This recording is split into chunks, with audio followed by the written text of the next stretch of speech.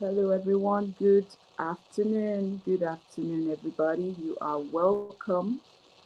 You are welcome to this live session where I'm going to be talking about holiday parenting strategies. You are welcome, welcome, welcome.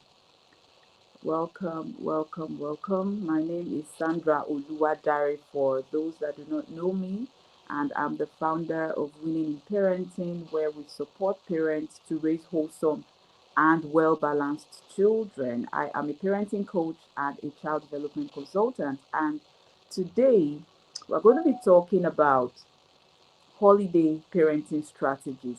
How can we parent, during the holiday and ensure that we are not, you know, overly stressed? How do we ensure that our children are still productively engaged and not just being babysitted by the screens? That's what we're going to be talking about today, and I'm going to be sharing practical strategies. This is going to be, very direct and brief. Yeah. So, thank you so much for joining. Please let us know where you are joining from. Let us know where you're streaming from, and please share this link. Share this link. This is a long holiday. Like we have over 6 weeks. Yeah, I know. About 1 or 2 weeks are gone already, but it's important that we are able to properly maximize this time. I mean, in holidays like this, we have children who get marked positively or negatively. We have children who get influenced positively or negatively. So we want to do our best to ensure that we are aware of some of the things we can do to ensure that we are really setting up our children for success, to ensure that we are positioning them to be fine and productive during this period. So I'm going to be talking about holiday parenting strategies. Now, the holiday, is a time of joy. It's a time where, so many things, some parents breathe easy during the holiday, but for some, it's like the stress doubles and they're just like, how am I going to keep these children engaged since they're no longer in school? So the holiday is a time of joy. For some people, it's a source of stress, right? Between juggling family visits, maintaining routines and all of that, it is easy to feel overwhelmed. So I'm looking at two screens here. So sometimes you might see me looking at you, sometimes you might see me looking at, those viewing on the other platform. Yeah. So, today we want to look at this balance, how we can create this balance, how we can engage our children and not, stress ourselves out and all of that. But first, I want to establish something that is very important. As much as, we want our children to just go with our vibes and do what we want them to do, I want us to understand that managing our expectations is very important. Now, for you need to understand the needs of your child. So it's not just about you, it's not just about what you want, it's not just about how you want to get things done. We also need to consider the needs of the child at the different phases of their lives. So, for toddlers, for example, you know that you cannot miss it when it comes to routines because toddlers, children generally thrive on routines, especially the younger ones when they are just, trying to get a hang of things, they're trying to know how to navigate and all of that, right? Their schedule, understanding their routine is very important, right? And when it's time for holiday, um, their schedule gets disrupted, right? And so it's a bit difficult for them to catch up. So they've been used to taking snack, having their snack break maybe at 10 a.m. in school, and then they're at home 10 a.m. Everybody's still trying to get up on their feet. They're still trying to prepare breakfast and all of that. So at 10, when the child is on holiday, The child may not have had breakfast. The child may just even be getting out of bed for some people, right? So we need to understand that as much as children thrive on routine, when the holidays come, their schedule, their usual schedule is disrupted. And so we have to put this in mind. And so because of this, we want to try to maintain, consistent sleep and meal routines. Those are very important, right? Whatever time you want them going to bed, just ensure that it is as consistent as possible, because if their schedule keeps getting disrupted, I mean, they can wake up at 2 p.m. today and at 1 p.m. tomorrow, which will even stress you out the more. And for um, the school-aged children, the preschoolers, right? So I've talked about the toddlers. For the preschoolers, we find that they are excited about the holidays, but sometimes they can be overwhelmed. I'm just trying to give us an overview of the needs of these children. Sometimes they tend to get overwhelmed because they're visiting, they're seeing their relatives, they're seeing friends and other people, as well as the older children, the preteens or the teenagers. There's a lot of, peer pressure and all of that. So understanding the stage that your child is at is very important. Understanding your child's need at that particular stage is very important, because you have a home filled with children. Probably other children are visiting, and then you try to put everybody in the same box. It will not do the children good, right? You must be able to understand what every child needs per time. And I'm not saying you have to wait on every child, be at their beck and call and say, oh, what do you need? What do you need? And all of that. It's just you having a picture of what this child needs. This is so important.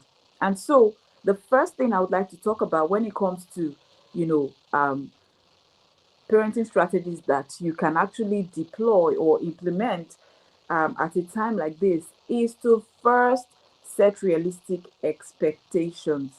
So many expectations are, just flowing over the place, and parents are like, this summer, my children must learn this, they must learn how to do this and all of that. They must learn cooking skills, must learn language skills, must learn communication skills, they must be grounded in the word of God and all of that. Their faith must be built. So many expectations, but we forget that each of these children have their needs, like I said earlier. We forget that each of these children have their learning styles. And because we want them all to be productive, we want them all to be engaged, we put them all together, and we realize that we are leaving some behind. Some are being carried along, but some are being left behind. And as a leader, as a parent, you are a leader. As a leader, it is important that we carry everyone along. Yes, some people might not follow, but you want to do the best you can to ensure that everyone is being carried along. So you need to set realistic expectations. As much as you want your child to learn a lot at this time, you need to be sure that everyone is on the same page, right? So you want to ensure that you are not overscheduling. There are so many things children can do now apart from the academics, but it is very tempting. It is also very tempting to say, okay, this is what we are going to do. But you must be clear on the fact that overscheduling your children will get them to a state of burnout. Overscheduling your children will get them to a state of burnout. And when they have so many things to focus on at the same time, they may not be able to give their best to those areas that you have highlighted, which you want them to work on, right? So, this is what you can do. Have a plan. So, during this holiday, what exactly do you want your child to learn? What are the rough areas you want to smoothen? What are the areas where you feel they're, not um, um, um, um, meeting up with the expectation? What are the areas? Is it in their language skills? Is it in their communication skills? Are they finding it difficult to speak politely? Are they finding it difficult to socialize properly? Are they finding it difficult to use their hands, right?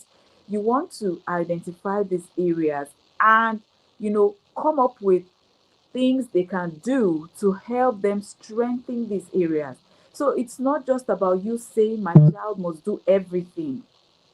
As much as you can, maximize this period so that you can even appraise yourself, so that when they are, going back to school, when this season is over, you are able to look back to say, this was what this child learned, during the holidays.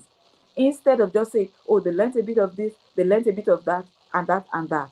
Do you understand? So identify the areas. It might be two or three areas that you want them to work on this period, and ensure that, you know they focus on these areas.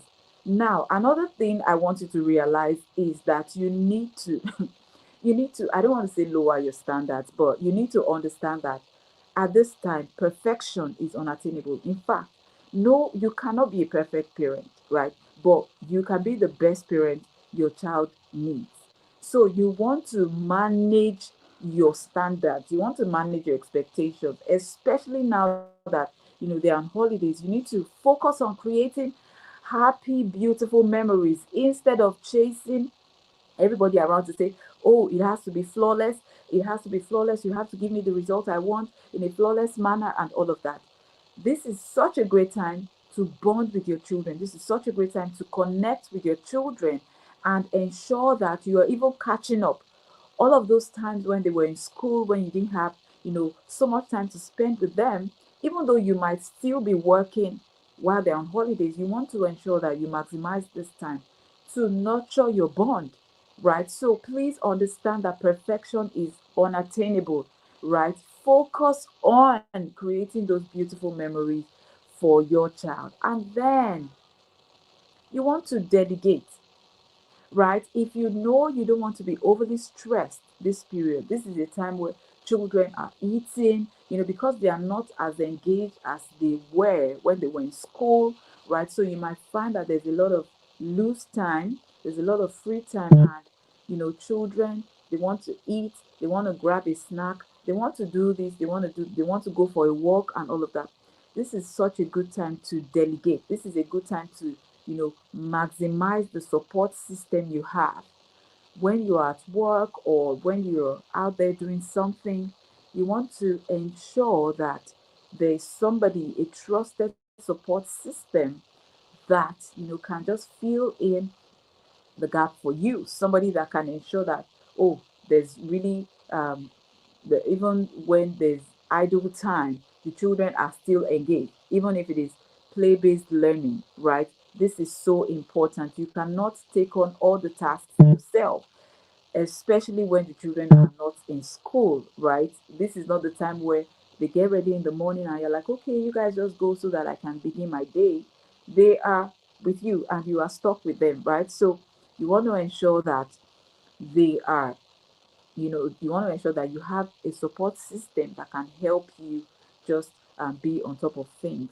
Somebody that you can say, oh, help me get this done, help me get that done. And the children, especially if they are of age, right, they can also help you with age appropriate chores. They can also do things around the home, right? You want to maximize this time by ensuring that they are able to engage, with their chores and do things around the home. This is so important. And then another strategy that will help you at this time is to just, involve your children with or in holiday rituals, right?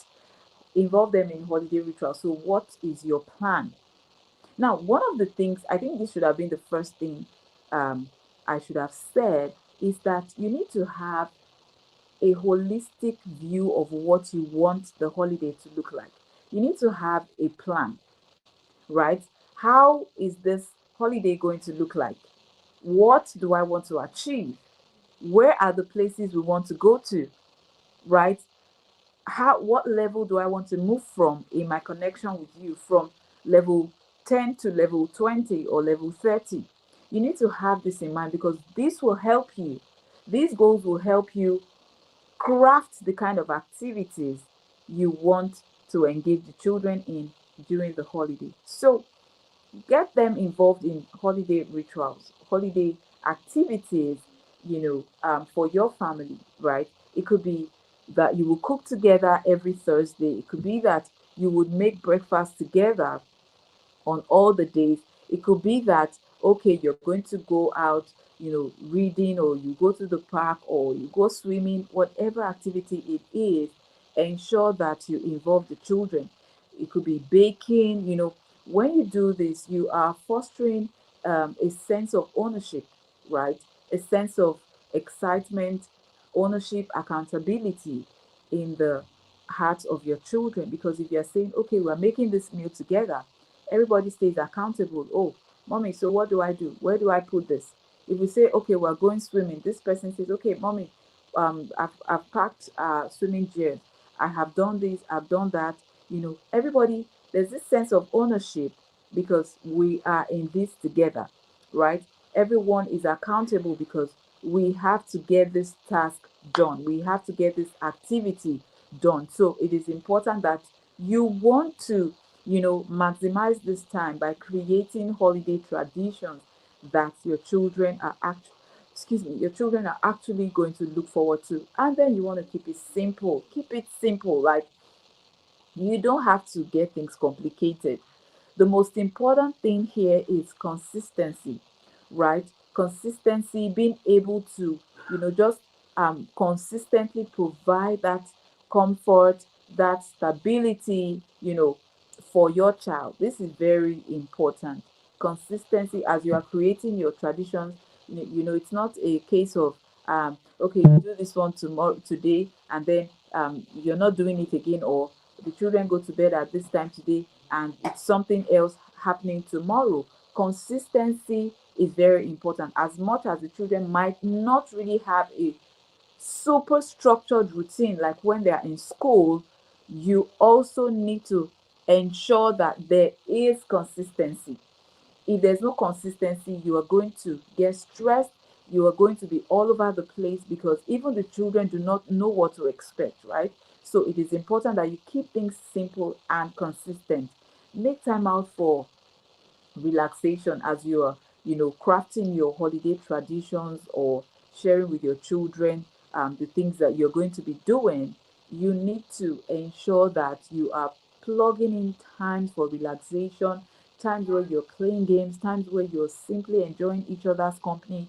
You are not you are not just all about, oh, go for this class, go for that summer class, and all of that. Yeah, even though summer classes are great, you want to also ensure that you are not filling every waking moment of your child's day with activities. This is super important. And then moving on to this all important point is managing their behavior during this period. Now, um, yeah, this is a time where you tend to, lower your guard. You're a bit slack with the children because, hey, they're not in school, and you're like, okay, maybe because other people are even around, they're like, okay, that can slide, that can slide. The things you would normally frown at, you're like, okay, let it slide. No, this is also a very good time to manage their behavior because children are very impressionable, and children, you know they learn from you, they will mirror you. If they see that a behavior you once criticized is the same behavior you are allowing to slide, they can get confused. So you want to ensure that you are consistent. Maintain your usual discipline approach, right? Even during the holidays, ensure that you are maintaining your usual discipline approach because consistency helps children feel secure. If you are disciplining them for slamming the door when they were in school, why should you let them off the hook because they're on holiday, right? A lack of consistency will leave children feeling insecure. So you want to ensure that you are maintaining your usual discipline approach during the holidays. This is very important. And you want to set clear expectations. I know earlier I mentioned that this is a time where you might want to manage your expectations because so many things are going on at the same time, but that does not mean that your expectations should not be clear enough. If children are not clear on what is expected of them, they would make mistakes. We cannot afford to assume that, oh, they should know better or they should understand that this is what they're supposed to do. No, children need to be clear. They need to have clear instructions. It's not a matter of saying, go and, clean up the kitchen, go and clean up the bathroom, or go and tidy your room, right? No, you need to let them know what exactly they need to do as they're tidying their room, especially if they are younger children. So you want to be very clear, communicate your expectations. If you know you want the TV to go off at 6 p.m., you have to communicate. Don't say, oh, remember remember when screen time is over, right? Yeah, that is good, but you also want to reiterate the time. Remember, the screen goes off at 6 p.m. Communicate clearly your expectation. Remember, no snack after 3 p.m. No snack after 3 p.m. because you're going to be having late lunch at 4 p.m. If you are not communicating with them and they're asking you for snacks, you cannot punish them. It's very funny when parents punish. I'm not using the word discipline now. Yeah. It's very funny when parents punish their children for expectations that are not clear. Parents just assume that the child should know better, and then you are punishing them for that thing that they did. It's not fair. It's not right. Before you are punishing a child, you need to have, let the child know. I know that some things happen, like they just happen, they are unprecedented or they are unplanned for. Maybe a child pushes another child. Yeah, it might be the first time the child is doing it. Yeah, you might want to discipline the child, right? You correct the child, tell him not to do that and all that. That's not what I'm talking about. I'm talking about something like a child, maybe uh, messing up his room, maybe going to your wardrobe, scattering your wardrobe, and all of that. And then you are beating the child, you are shouting at the child. No. Have you told the child that clothes are meant to remain in the wardrobe and that they are not meant to bring out the clothes? If we flip the switch and you are treated that way at your place of work, nobody told you the rules of engagement. Nobody said, in this workplace, we don't talk to our seniors that way, we don't talk to our superiors that way. And then you do something or you write an email in a certain way, you send the email, and then you get criticized. You are even served a query, right, because of that mistake you didn't know about. How would you feel?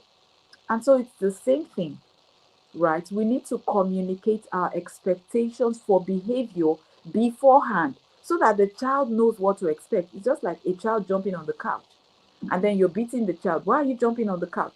Have you ever told the child that the couch is not a playground? Have you ever told the child that jumping on the couch is not acceptable? So these are the things I'm talking about. We need to be able to communicate our expectations beforehand so that the child knows what to expect. The child knows where not to cross the line. And this will also prevent misunderstandings. This will prevent conflicts, especially for older children. We already have an understanding. I've already told you this is not acceptable. And so we have this understanding that, oh, yeah, you're not supposed to cross the line. And so if you cross the line, we already know what to do. We already know the route the conversation is going to go. Rather than your teenager doing something and you're raining fire and brimstone, you are, saying all sorts of things, punishing the child for what he didn't know about. So it's important that we set clear expectations, let the child know what is acceptable and what is not, and as usual, maintain your discipline approach, right? And then you need to take breaks. There is no award for the most active mom during the holiday, or the most overworked mom, or the most stressed mom, and all of that. As a matter of fact, your children need you to be in a relaxed and balanced state, right? Because it will rub off on them. Your mental health as a parent rubs off on your child. This is very important, very profound. Your mental health. And so if you're not able to manage your stress levels properly, if you're not able to manage your emotions properly, they will definitely rub off on your child. So it is important that you take breaks. Learn to take breaks. There's nothing wrong in taking breaks. If you see that you're getting overwhelmed, if you see that stress is already welling up inside of you, if you feel that you're going to explode any minute, if you feel that the next shout you hear from your child or the next noise you can hit the child, take a break. Take a break to regroup, like walk away, take a drink of water, go and get a breath of fresh air, or go and do something else. This will help you to respond calmly. Now, if you try this scenario I want to paint, just try it and see if it will give you different results. Now, your child is already getting you provoked, irritated, like the child is shouting, and you're like, oh my goodness, one more shout, and I will hit this child. Now, if that is what is going on in your mind, so you already know that you are triggered. So why don't you get up? So get up and leave the place or do something else, distract yourself, right? If you can just get up and take a walk for a second, right, you would realize that the way when you come back to that scene, the way you will respond to your child will be different because you've taken a short break, you've taken a drink of water, and you just be looking at him, you're shouting. Just be shouting, right? Rather than few moments ago when you felt like hitting the child. Do you understand what I'm saying? So if you feel that you are triggered, if you feel that you are already feeling your emotions are already all over the place, I mean, you don't have any inspector in your home that is coming to inspect how you are relating with your child. You don't have anybody that is saying, let me see how she will handle this. I'll see if she can sit here. And if you know you cannot sit there and handle it, take a walk.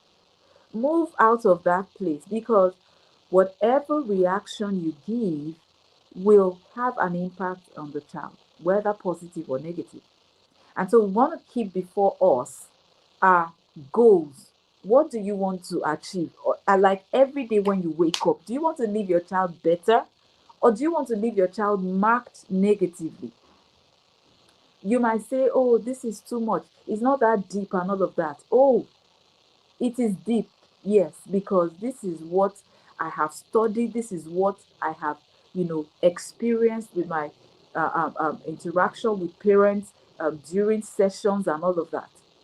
These things that we do leave impact in the lives of children. So as you wake up every day, you're asking yourself, how do I want to leave my child today? Better or worse? All of these things will determine ultimately how you are responding or reacting to your child. So take breaks as much as you want to. And then you need to also, you need to prioritize self-care. It's part of taking breaks. Don't yeah, we love to say, oh, I'm a strong woman, I'm a strong woman, but there's no crime in living the soft life. Be soft to yourself, right? What I mean is love yourself. How do you really want to love your children? Do you think you're really taking care of them when you're not taking care of yourself? If you really want to take care of your children, if you really want to love them, you have to take care of yourself. You have to take care of yourself because the way you react to them or the way you respond to them when you are nourished, when you are relaxed, when you feel good, is different from how you would respond or react to them when you are stressed, you are tired, you are hungry, you're feeling like you are depleted, right? There are two different responses and reactions you would give for those two different scenarios, right? So you want to take care of yourself, get adequate sleep to maintain your energy level. Do you know that if you don't sleep well over time, your patience level will begin to reduce. You begin to the level you begin to snap. Any little thing, you snap. Your child pours little water on the floor, you snap. Your teenager does something little, you snap. Why? Because you are tired, you are sleep deprived, right? So aim to get adequate sleep so that you can replenish your energy levels, so that it doesn't affect your patience levels and all of that. This is important. And then you also want to ensure that during the day you have times where you are doing absolutely nothing. So if you have a schedule, if you have a routine as a parent, ensure that the routine is not packed with activities all through. You want to have breaks where you're just seated doing nothing. Like you are just being mindful, you are relaxing, you're having deep thoughts. And those thoughts is not, I'm not talking about worry, like you are just in the moment, right? Taking in your environment, taking in, the things you see around you. You're looking at a flower, you're looking at your computer, you're looking at your hand, and you are really seeing your hand. You can be looking and not seeing. You're really seeing yourself. Or you can even be looking into the mirror and you are really seeing yourself, right? Practice mindfulness. This will help you take your mind off things and help you relax and just be in the moment. This is so important. And then, like I said earlier, you want to also get as much support as you can. The holiday can be a very tedious time, it can be hectic, especially if you don't have routines. So, as much as possible, get the required support you need. If you have support available, you can actually leverage on it. Don't say, I must do everything myself. And your children, you can also, they are equal to the task. Excuse me, most times we just think that, they can't do anything and all of that. Give them age appropriate chores. You'll be surprised, right? And so you want to really leverage on any form of support you can get, but ensure that that support system is a trusted one. You don't want to, push your children into trouble. You don't want to use your own hands to invite trouble into the lives of your children or into your home. So you want to do this with a lot of wisdom and discretion, right? Now, I'm wrapping up this now, but I want to highlight two things, two very important things. Place your children on a routine. This is so important, especially if you have younger children. Place them on a routine. With a routine, you reduce the amount of talking you have to do. You reduce the amount of reminders. You reduce the amount of, running all over the place after them to say, oh, do this and do that. Craft a routine. Craft it with them. What do you do when you wake up? After waking up, what next? What next? What next? Do it for the whole day and put it up there. Put it in their room. Put it in the living room. Put it in the kitchen. Put it everywhere. And let everybody see what they're supposed to do. And even their chores. Place it, don't say, oh, it's in their mind or it's in their heart or it's in your head. Write it down. Let everybody see what is expected of them with the time slot. Let them know that by 3 p.m. it's time for free play. So they might not come back to ask you. They already know you've gone over the routine in the morning or at the beginning of the week. And so they just go get their toys or they go get their books for the teenagers. You already have everything planned out. And everybody knows what they want to do. But if you don't have a routine, you are going to be telling them at every moment what they need to do. Leave that place. Have you done this? Have you done that? But when they have the routine, at the end of the day, they're going to tick, oh, I have done this. I did this. I prayed. I studied my Bible. I did my skill learning. I did this and that. This would help you. Doesn't matter if your child is still very young. Craft a routine today. Do it now. Do it now. It will save you a lot of stress. This is one thing that I do that has worked for me over and over again. And then another thing I would like to highlight as I bring this session to a close is you need to be at alert. You need to be at alert. Now, this is a time where, so many things happen. Children get, defiled, they get harassed sexually. Children, are exposed to, influences that they may not really have been exposed to um, before the holiday season because they're traveling, they're moving houses, moving to a new location, and all of that. So many reasons, right? But some children might get exposed to much more people at a time like this, or even you might have people coming to your home. This is the time where you need to be at alert. open your eyes and your ears.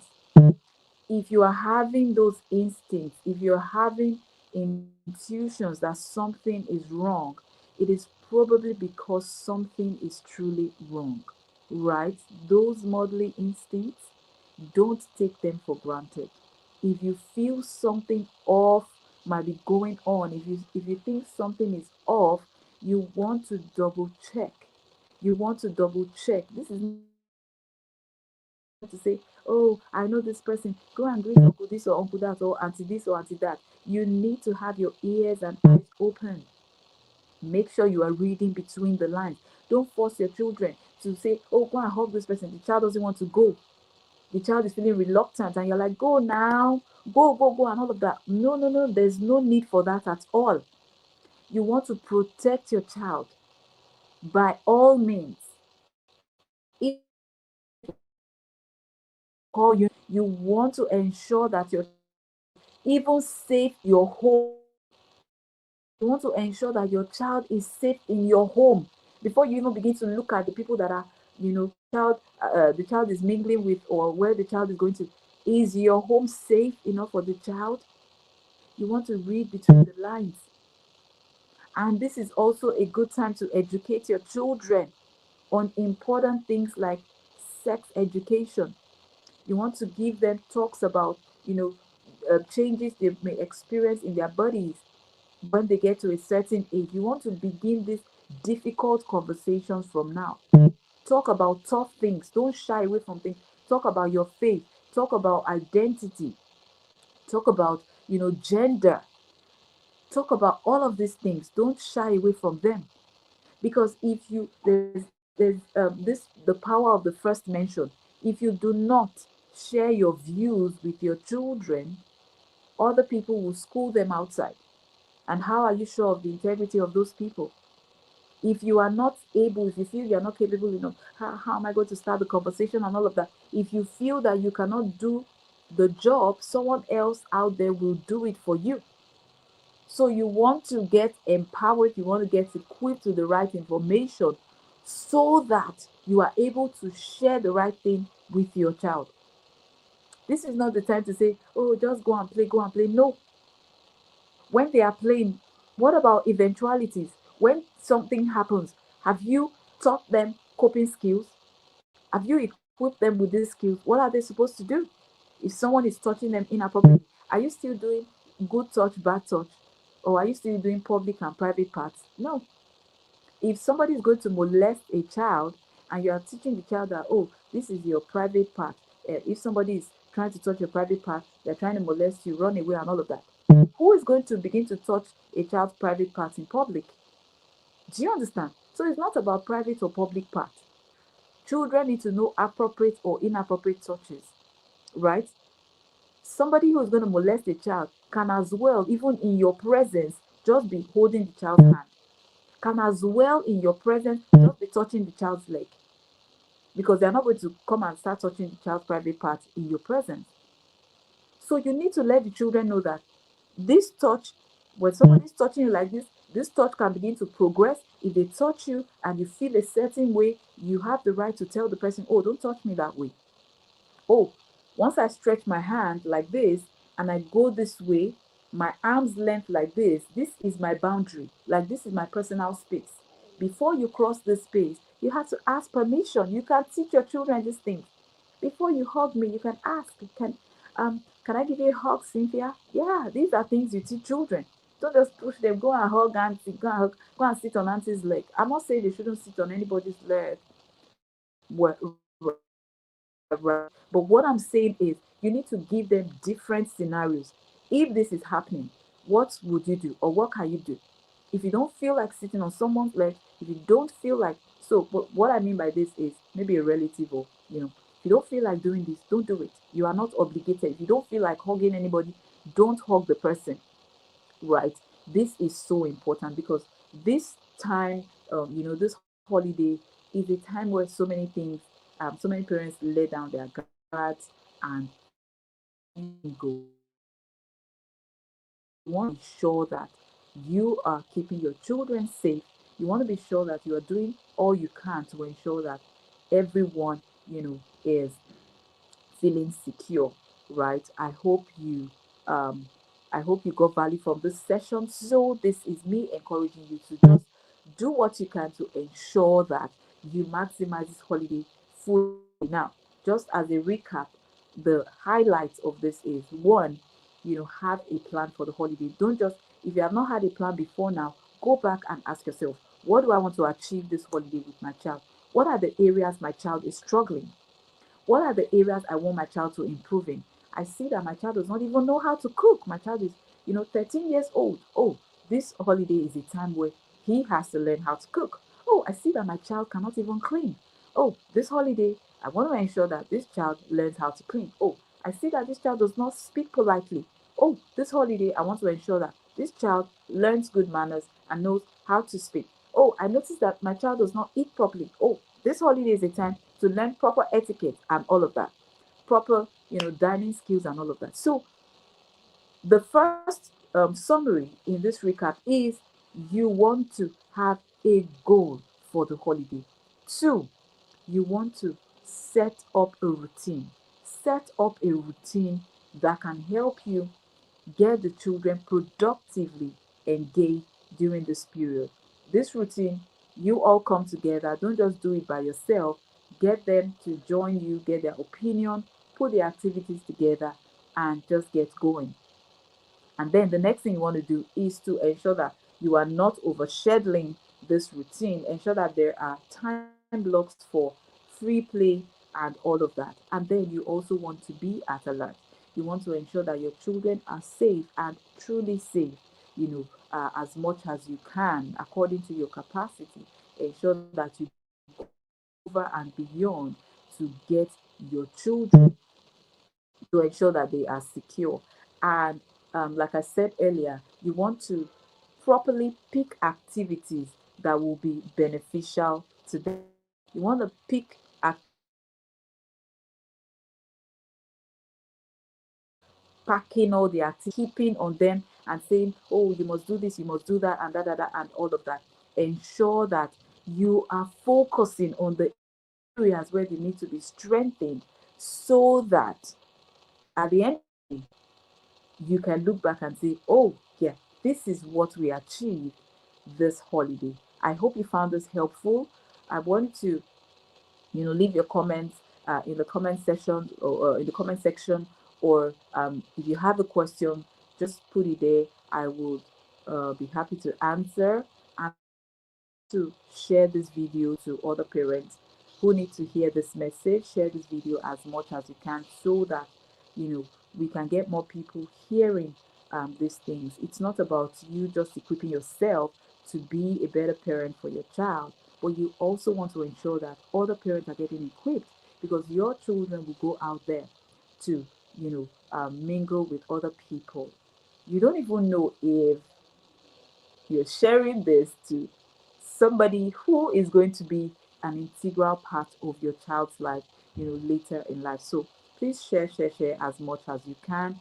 And I want to follow me on social media as well, on Instagram, on Facebook, on LinkedIn. Yeah, as winning in parenting. Thank you so much. And if you need support in your parenting, I am actually a family therapist, a family life practitioner, parenting coach, but we cannot put all of these things out there. But I can actually help you understand your child.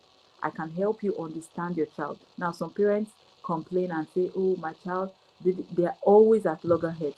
But understanding can get both of you on the same page. I can help you understand your child, understand their personality, and know how you can actually have a beautiful, thriving parent child relationship. I can help you uncover those things that are responsible for the behavioral challenges your child might be facing. And I can help you, enjoy ease in your parenting journey, right? You don't have to wing it alone. If we take classes, to be better equipped in different other areas of our lives, why are we not getting equipped when it comes to parenting? So please reach out and I will be happy to support you. Thank you so much for joining, and I'll see you again in my next video. If you're not subscribed to this channel, please subscribe and turn on the notification bell so that you can get notified whenever there's a new video up here. Thank you so much. It's bye for now.